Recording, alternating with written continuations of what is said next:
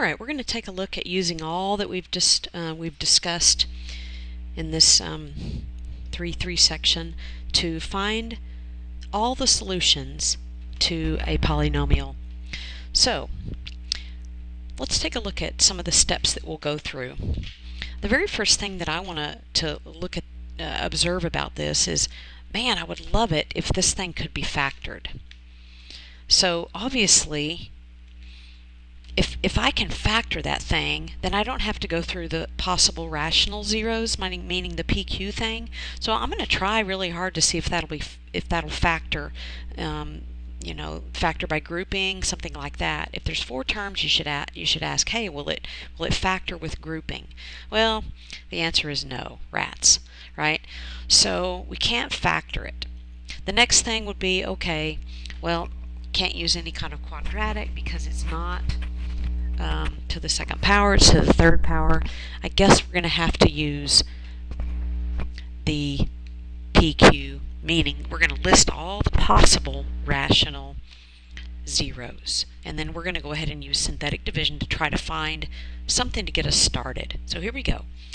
I have this is my P, and here's my Q. The Q is just a 1, right? That's an understood 1. So we're going to list the factors of P. So the factors of P are plus or minus 1 and 15, 3 and 5, right? We have plus or minus, plus or minus, plus or minus. Those are my P's. My Q,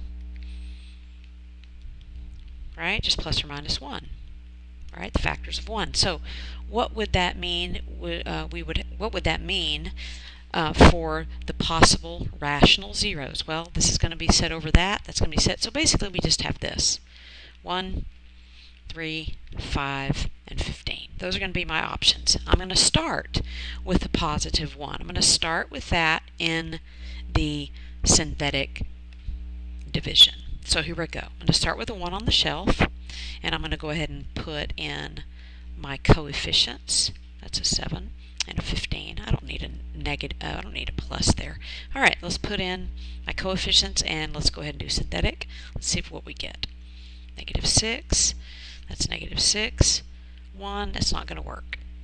Okay, I'm going to go now. 1 positive didn't work, so I'm going to go with 1 negative. So let's take a negative 1.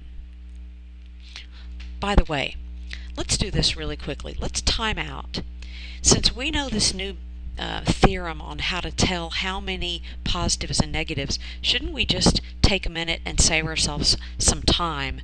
Look at all these that we might have to go through. So what we're going to do right now is we're going to go ahead and make our little number of real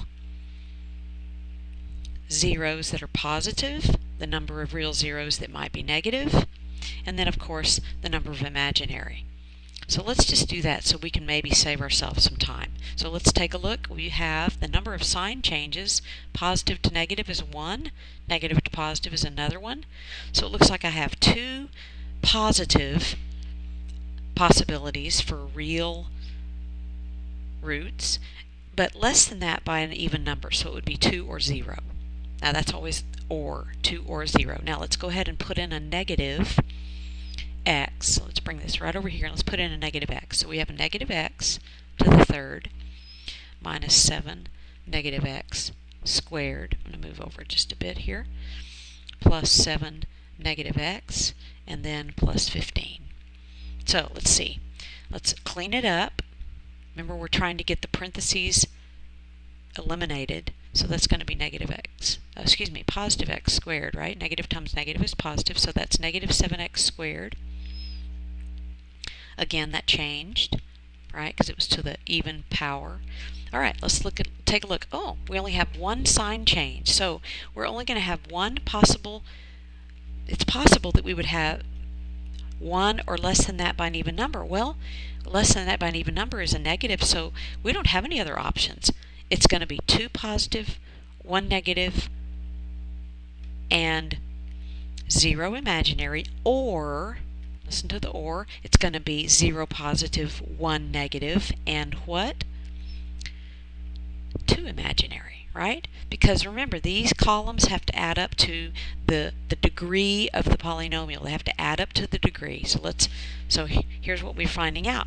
So far we don't have negative, so far we don't have a positive, but we know we're going to have a negative, right? We know we're going to have a negative root. We know it.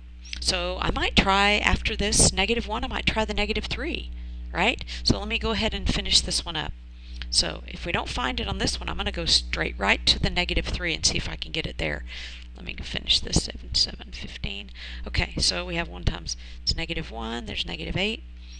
That's going to be a +8. 15, look at there. Awesome. Okay, so what do we call this thing? This is called the depressed polynomial.